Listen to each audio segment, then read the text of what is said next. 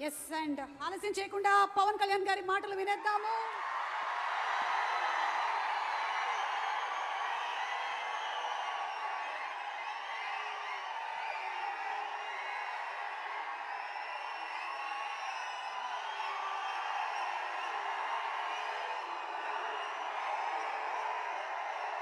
Harihara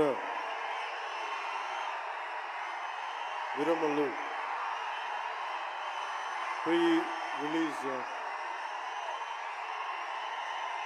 release ముందు జరిగే ఈ ఫంక్షన్కి ఇక్కడికి విచ్చేసిన మీకు, తెలుగు సినిమాని ఆదరించే ఇష్టపడే ప్రతి ఒక్కరికి, టీవీల్లో వీక్షిస్తున్న ప్రతి ఒక్కరికి కూడా మన శిల్పకళా వేదిక నుంచి వారందరికీ నా హృదయపూర్వక నమస్కారాలు. చాలా క్లిష్టమైన పరిస్థితుల్లో ఫంక్షన్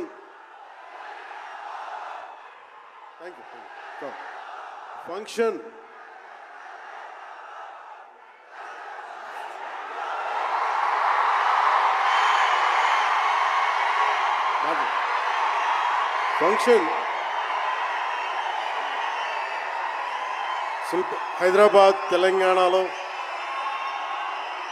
హరిహర వీరమల్లు ఫంక్షన్ ఒక కనీసం లక్షలాది మంది మధ్య జరుపుకుందామని ప్లాన్ చేసిన వర్షాభావాలు ఇతరత్ర కారణాల వల్ల దాన్ని ముందుకు తీసుకెళ్ళలేక ఫంక్షన్ సైజ్ని మన శిల్పకళ వేదికకి పరిమితం చేసినా కానీ ప్రతి ఒక్కరికి టీవీలో కూర్చొని మరింత సురక్షితంగా చూడాలని ఒక ఉద్దేశం. ఇలాంటి ఒక ఫంక్షన్ చేసుకోవాలంటే చాలా ఒత్తిళ్ళు ఉంటాయి. అలాంటి పరిస్థితుల్లో ముఖ్యంగా హైదరాబాద్ తెలంగాణలో పర్మిషన్ ఇచ్చిన, ఈ సభకి పర్మిషన్ ఇచ్చిన గౌరవ ముఖ్యమంత్రి శ్రీ అనుముల తెలంగాణ గౌరవ ముఖ్యమంత్రి శ్రీ అనుముల రేవంత్ రెడ్డి గారికి ప్రత్యేకించి నా ప్రత్యేక ధన్యవాదాలు, హృదయపూర్వక నమస్కారం. అలాగే డీజీపీ గారికి, శ్రీ జితేందర్ ఐపీఎస్ గారికి, అలాగే సైబరాబాద్ కమిషనర్ పోలీస్ శ్రీ అవినాష్ మోహంతి గారికి కూడా నా ప్రత్యేకమైన కృతజ్ఞతలు. ఇది పాపం చాలా బోనాల పండుగ సమయంలో ఒత్తిడి గురవకూడదు, తొక్కిసలాట జరగకూడదు. ఇలాంటి పరిస్థితుల్లో హరిహర వీరమల్లు ప్రీ రిలీజ్ ఈవెంట్కి పర్మిషన్ ఇచ్చిన తెలంగాణ ప్రభుత్వం గౌరవ ముఖ్యమంత్రి గారికి, డీజీపీ గారికి, సైబరాబాద్ కమిషనర్ గారికి మరోమారు ప్రత్యేకంగా ధన్యవాదాలు తెలుపుకుంటూ, ప్రతి ఒక్క రోడ్డు మీద ఉన్న ఇంతమంది మన అభిమాన జనం వస్తే వారందరికీ సహకరించిన, తొక్కిసలాట్ లేకుండా సహకరించిన పోలీస్ సోదరులందరికీ, ఇన్స్పెక్టర్స్కి, సర్కిల్ ఇన్స్పెక్టర్స్కి, డిఎస్పీస్కి, ప్రతి ఒక్కరికి అభిమానుల తరపున, హరిహర వీరమల్లు యూనిట్ తరపున నా ప్రత్యేక నమస్కారాలు, కృతజ్ఞతలు తెలియజేస్తాను.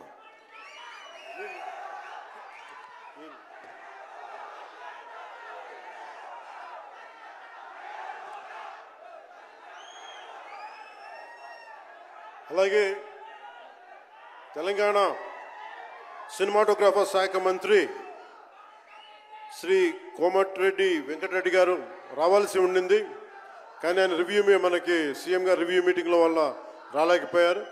వారికి కూడా నా ప్రత్యేక కృతజ్ఞతలు. అలాగే నేను పాలిటిక్స్కి వచ్చాక, సినిమాలోకి వచ్చి మీ అభిమానాన్ని ఎలా సంపాదించుకున్నాను, పాలిటిక్స్లోకి వచ్చాక నేను స్నేహంతో పాటు ఒక మంచి స్నేహితుణ్ణి, అలాగే ఒక మంచి ఒక మిత్రుణ్ణి సంపాదించుకున్నాను. అది శ్రీ ఈశ్వర్ ఖండ్రే గారు. And I found a great friend and a great brother in him. I'm truly grateful to you, sir, from coming all the way from Karnataka, for making your time in your busy schedule, and I'm eternally grateful to you for making your presence felt here. Your blessings and your kind words and your good words are truly inspiring, and we will truly cherish this moment with you, sir. We are grateful to you.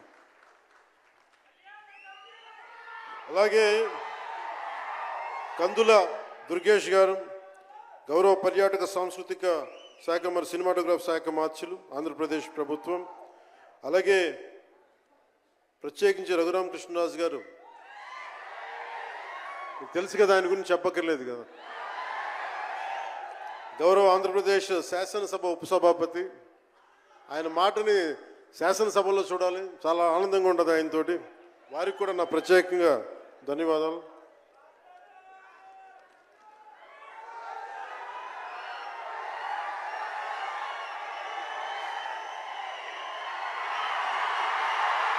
సరిగ్గా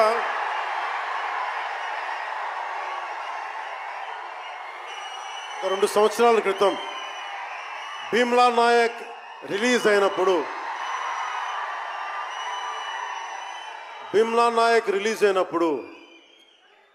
అందరి సినిమాలు 100లో ఉంటే పవన్ కళ్యాణ్ సినిమాలు 10 రూపాయలు 15 రూపాయలు చేశారు.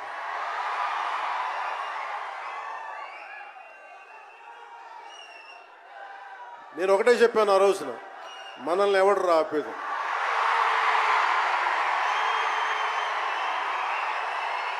This is not about money.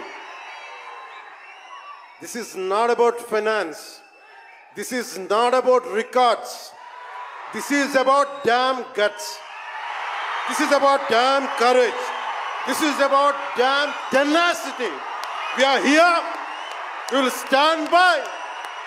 We will serve justice.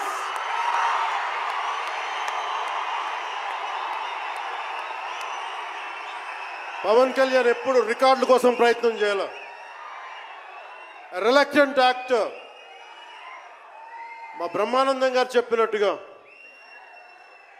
నేనేం కోరుకోలే, నేను ఒక యాక్టర్ అవ్వాలని కోరుకోలే, సగటు మనిషిగా బతుకుదామన్న ఒక్క ఆలోచన తప్ప నాలో ఏం లేదు. అలాంటిది నేను పొద్దున ప్రెస్ మీట్లో రతన్ గారి గురించి మాట్లాడాను. ఇప్పుడు మీకోసమే మాట్లాడతాను, నా అభిమానుల కోసం. ఈరోజు నేను ఇక్కడ నిల్చున్నాను, పడి లేచాను, పడుతూనే ఉన్నాను, లేస్తూనే ఉన్నాను. దానికి కారణం ఒకరే, మీరే.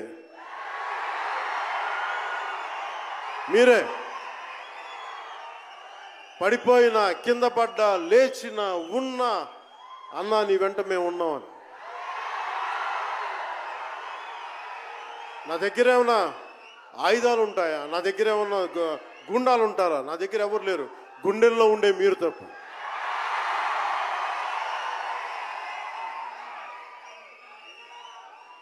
దాదాపు నేను 96లో నా మొదటి సినిమా అక్కడమ్మా ఇక్కడబ్బాయి.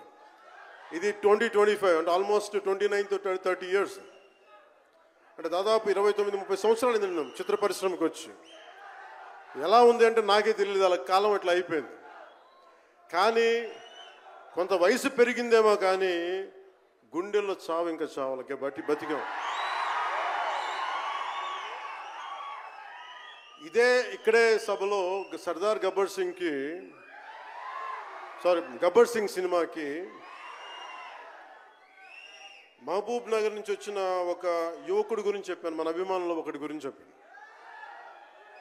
అన్నా నువ్వేమి ఇవ్వదు, ఒక హిట్ ఇవ్వన్నా చాలని.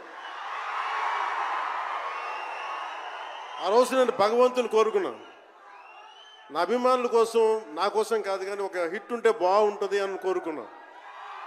అది హరీష్ శంకర్ గబ్బర్ సింగ్ వల్ల తిరిగి వచ్చింది. కానీ ఈ సినిమా చాలా డిఫికల్ట్ టైమ్స్లో చేశాను. ఇది సినిమాల మీద టెక్నీషియన్గా నేను ఉండి ఒక నిమిషం సినిమాలు కష్టంగా ఉండి, ఒక సినిమా చేయడం ఎంత కష్టమో, సినిమా చేయడం చాలా చాలా కష్టం. నేను మీతో పంచుకోదలుచుకున్నాను ఈ రోజున. మీకు సంబంధించి నేను మొదటి సినిమా నుంచి ఇప్పుడు దాకా జానీ సినిమా నేను చేసినప్పుడు అది ఫెయిల్ అయితే, ఆ సినిమా ఫ్లాప్ అయితే ఎలా ఉంది అంటే ఆ రోజు నా పరిస్థితి, వరుసగా హిట్లు కొట్టి కూడా ఒక్క సినిమా ఫ్లాప్ అయితే అందరూ మీరు వదలలేదు. నేను మీ గురించి ఎప్పుడు మాట్లాడతాను. అంటే ధనం మూలం మిదం జగత్ అంటాం. అంటే అన్ని బంధాలు, కార్ల్ మార్క్స్ చెప్పిన అన్ని బంధాలు ఆర్థిక బంధాలని సినిమా పరిశ్రమలో మరింత బలంగా తెలుస్తాయి. నా రెమ్యునరేషన్ ఇచ్చేసాను అని నా దగ్గర అంతమించి డబ్బులు లేవు. కానీ ఆ రోజు నుంచి ఈ రోజు దాకా ఒకటైతే మార్పు జరిగింది. నేను చిత్ర పరిశ్రమ హిట్స్ ఫ్లాప్స్ ఇవన్నీ వదిలేసి నేను ఒకటే నమ్మాను, నా అభిమానులు నాకున్నారు, నన్ను ప్రేమించే వాళ్ళు ఉన్నారు. డబ్బుకి ఎప్పుడు నేను ప్రాధాన్యత ఇవ్వాలి. నేను ఇచ్చింది బంధాలకు నేను ప్రాముఖ్యత ఇచ్చాను. మనిషి నుంచి మనిషి బంధం. నా గుండె నుంచి మీ గుండెకి 2 గుండెల దూరం అంతే. నేను ఏమి కోరుకోలే. చాలా కష్టాల్లో ఈ సినిమా చేశాం. పేరుంది, ప్రధానమంత్రి గారి దగ్గర నుంచి అందరు తెలుసు. కానీ దానివల్ల డబ్బులు రావు. మనకి డబ్బులు వచ్చే సినిమానే రావాలి. కానీ సినిమాని ఎలా చేస్తాం? మిమ్మల్ని రంజింపజేయాలి, మిమ్మల్ని ఆనందింపజేయాలి. మనకి ఖుషీ లాంటి సినిమా తీసిన ఏఎం రత్నం గారు ఎప్పుడో 2017లో ఎప్పుడో సినిమా వచ్చి మీరందరూ తిడతా ఉంటారు కదా నన్ను, ఎంతసేపు రీమేకులు చేస్తావు అని. కరెక్ట్. ఏం చేయమంటారు చెప్పండి? మనకెవరు పెద్ద పెద్ద దర్శకులు లేరు. మన కింద నుంచి వచ్చిన వాళ్ళం. మనకి ఒక్క నిమిషం,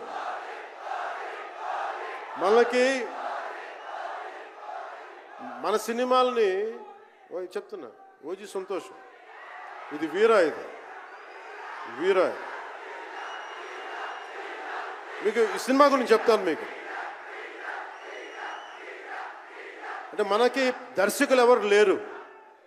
నన్ను అందరూ కూడా ఈ రీమేక్ చేస్తే వీడితో పని అయిపోతే డబ్బులు వస్తాయి, వీడికి రీమేక్ చేస్తే డబ్బులు వస్తాయి. మధ్యలో నేను చేసిన పాపం వల్ల ఒక ఫ్లాప్ తీసాను అంతే. ఆ ఫ్లాప్ తర్వాత నా గ్రిప్ రాలే మళ్ళీ ఫిల్మ్ ఇండస్ట్రీలో. మళ్ళీ నాకు నిలబడింది ఒక త్రివిక్రమ్ శ్రీనివాస్ నిలబడ్డాడు నా కోసం. ఆయన ఎవరో కూడా తెలియదు నాకు.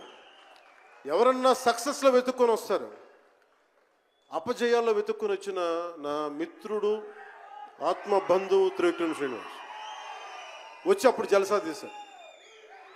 కష్టాల్లో ఉన్నప్పుడు లేదు. అడ్వర్సిటీ రివీల్స్ ట్రూ క్యారెక్టర్ అంటారు. కష్టాల్లో ఉన్నవాడే వచ్చినప్పుడు స్నేహితుడు. అలాంటి స్నేహితుడు నాకు భగవంతుడు త్రివిక్రమ్ శ్రీనివాస్ ద్వారా వచ్చాడు. అలాగే ఎందుకు రీమేక్స్ చేశాను మీకు ఉంటుంది కదా. నా పార్టీని ఎవడు నడుపుతాడు? కొత్త కథలు తీస్తే ఎప్పుడో వెళ్ళిపోద్ది. నా భార్యని కానీ నా పిల్లల్ని కానీ ఎవరు పోషిస్తారు? నేనే పోషించుకోవాలి. దానికి డబ్బులు కావాలి, పార్టీ నడపాలి. వీటన్నిటికీ రీమేక్ అనేది నాకు కొంచెం ఈజీ దారి అయింది. సొంత సినిమాలు కొత్త సినిమాలు చేయలేక కాదు, వేరే దారి లేక. నాకు దేశం పిచ్చి, సమాజ బాధ్యత పిచ్చి, సినిమా మీద ఉన్న కరెక్టే. నేనంటే మీకు పిచ్చి. అలాంటి నేను ఒక మంచి సినిమా రావాలని కోరుకుంటే అది ఏఎం రత్నం గారి ద్వారా వచ్చింది. కోరుకున్నాడు ఆయన, నీతోటి ఒక బలమైన సినిమా తీయాలని. ఏదో ఆయన కూడా ముందు రీమేక్ వచ్చారు, అవి అటు ఇటు తిరిగి యాక్చువల్గా క్రిష్ గారి వల్ల ఈ సినిమా వచ్చింది. ముందు జాగర్లమూడి క్రిష్ గారికి మనందరం ముందుగా కరతాళ ధ్వనుల ద్వారా చాలా బలంగా తెలియజేయాలి. ఆయన ఒరిజినల్ ఫౌండేషనల్ వర్క్ మీద ఇది ముందు. వ్యక్తిగత కారణాలు, కొన్ని ప్రొఫెషనల్ రీజన్స్ వల్ల మధ్యలో ఆయన వెళ్ళిపోవాల్సి వచ్చింది. ఈ సినిమాకి 2 కరోనా వచ్చినాయి, 2 కరోనా వేవ్స్ కొట్టినాయి. దాని మధ్యలో నలిగిపోయింది సినిమా. అలాంటి సమయంలో ఒక ఆస్కర్ విన్నర్ ఎక్కడో మనం ఆంధ్రప్రదేశ్లో చిన్న బడ్జెట్లో సినిమా తీస్తే మన బడ్జెట్స్ ఎంత ఉంటాయి? 10 కోట్లు 15. అలాంటి సినిమాల నుంచి సంగీత దర్శకత్వం వహించి మనం పెట్టే నాటు నాటు నాటు అనే పాట ప్రపంచమంతా ఉర్రూతో లూగిస్తుంది అనేది తెలియజేశారు కీరవాణి గారు. అలాంటి కీరవాణి గారు నేను ఈ సినిమాని ఎన్నిసార్లు చేసే పరిస్థితుల్లో నిజంగా ప్రతిసారి నాకు నిరుత్సాహం ఉండేది. నాకేదో నాకు తెలుస్తూ ఉంటుంది కదా, నిస్పృహ వచ్చినప్పుడల్లా ఆయన ఏదో ఒక ట్రైలర్ రిలీజ్ అయ్యేది, ఆయన మ్యూజిక్ చూస్తే మళ్ళీ ఒక ఉత్సాహం వచ్చేది, ఒక ప్రాణవాయువు నింపేది. సార్, ఈ సినిమాకి ఈ రోజున ఇంత బలంగా ఆత్మవిశ్వాసంతో ఉన్నామంటే you are the hero sir.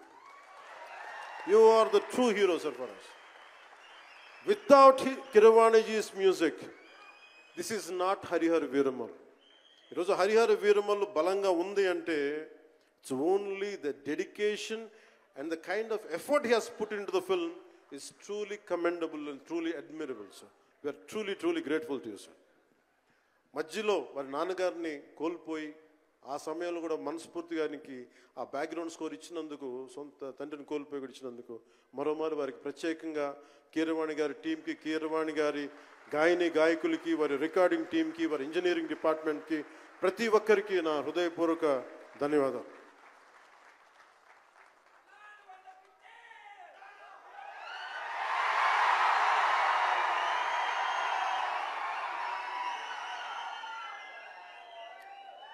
ఈ సినిమాని టెక్నీషియన్స్ గురించి అందరితో మాట్లాడి దాన్ని విల్ టాక్ అబౌట్ సినిమా. జ్యోతి కృష్ణ నాకు ఖుషీ టైం నుంచి లండన్లో చదువుకొని వచ్చాడు, film making course as a director. ఆయన సినిమాని చాలా బాగా హ్యాండిల్ చేశారు.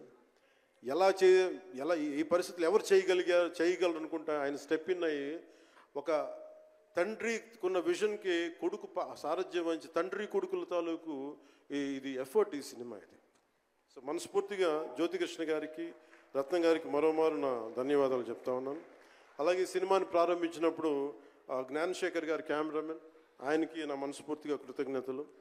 అసలు ఈ సినిమాని ఇంత రికార్డ్ బ్రేకింగ్ స్థాయిలో మీ అందరికీ తెలుసు కదా, మీరు అంతసేపు ఓజీ ఓజీ ఓజీ అంటారు.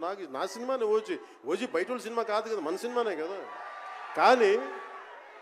కానీ హరిహర వీరమల్లుకి ప్రాణం పెట్టిన ఇంకొక వ్యక్తి ఉన్నారు, ఆయన మనోజ్ పరమహంస. అంటే నాకు టైము, నేను రోజు చెప్పాను 2 గంటలు ఇస్తానని చెప్పాను. నేను అడ్మినిస్ట్రేటివ్ నా దగ్గర ఉంది, ఈశ్వర్ ఖండ్రే గారిలాగా నేను కూడా ఫారెస్ట్ మినిస్టర్, దాంతోపాటు పంచాయతీ రాజ్ ఉంది. వీటన్నిటి మధ్యలో నేను ఇవ్వగలిగేది 7 నుంచి 9 2 గంటలు ఇస్తాను. మీకు ఏం చేస్తుంటారో చేసుకోండి. వారానికి 5 రోజులు ఇచ్చాను. ఈ 5 రోజుల్లో దాన్ని చాలా పగడ్బందీగా ప్లాన్ చేసి మంగళగిరిలో ఉన్న జనసేన పార్టీ ఆఫీస్ నుంచి 2 గంటల ఒక కూతవేటు దూరంలో ఉన్న నా సన్నిహితులు, నా మిత్రులు రమేష్ లింగంనేని గారి మిడ్ వ్యాలీ స్టూడియో, వాళ్ళ స్థలం ఉంటే దాన్ని మిడ్ వ్యాలీ స్టూడియోస్గా మార్చేసి అక్కడే సెట్స్ చేసాం. మొత్తం మేజర్ వర్క్ అక్కడే చేసి దాని స్పెషల్ ఎఫెక్ట్స్ చేసాం. ఇలాంటివన్నీ సహకరించినందుకు, చేయగలిగిన సత్తా ఉన్న మనోజ్ పరమహంస గారికి మనస్ఫూర్తిగా నా ధన్యవాదాలు. అలాగే ఎగ్జిక్యూటివ్ ప్రొడ్యూసర్ దయాకర్ రావు గారికి, అలాగే ఆర్ట్ డైరెక్షన్కి చేసిన తోట తరుణి గారికి, అలాగే పాపం నేను పొద్దున కూడా చెప్పాను, ఈ సినిమాకి ఎవరన్నా సరే ఎంతమంది క్యాస్టింగ్ ఉన్నారు ఈ రోజున. విచిత్రంగా నేను, నిధి అగర్వాల్ తప్ప ఇంకెవరు లేరు. మన భరణి గారు, రఘు గారు, చాలా మేజర్ క్యాస్టింగ్ ఉంటే ఎవరు లేరు. దానికి ఈ సినిమాని ఇన్ని రోజుల దాకా, గత నెల రోజుల నుంచి ఒంటి చేత్తోటి జనం మధ్యలో ఉండేలాగా నిధి అగర్వాల్ గారికి మనస్ఫూర్తిగా, నేను ఆవిడని చూసి సిగ్గు తెచ్చుకొని నేను కూడా ఈ రోజున మాట్లాడాను. అంటే నువ్వు ఎంత ఉప ముఖ్యమంత్రి అయినా, అంటే ఢిల్లీకి రాజైనా తల్లి కొడుకేలాగా నువ్వు ఎంత ఉప ముఖ్యమంత్రి అయినా, నువ్వు ఈ సినిమాకి హీరో అని చెప్పుకొని నేను ఆవిడని చూసి సిగ్గు తెచ్చుకొని నేను ఈరోజు కూడా మీడియా ఇంటరాక్షన్ చేశాను. రేపు కూడా చేయబోతున్నా, ఎల్లుండి కూడా చేయబోతున్నా. అలాగే నాకు బాబీ డియోల్ గారు, నేను చిరంజీవి గారు షూటింగ్స్ ఉన్నప్పుడు మన ధర్మేంద్ర గారితో చూసేవాడిని ఊటీలో. అలాంటి Bobby Deol acted as Aurangzeb, tyrant ruler. అలాంటి brilliant performance by Bobby Deol. I truly grateful to Bobby Deol for accepting this role. అలాగే తోట తరణి గారికి మనస్ఫూర్తిగా నా ధన్యవాదాలు. జే మీడియా వారి సంస్థ అధిపతులు కూడా నా హృదయపూర్వక ధన్యవాదాలు.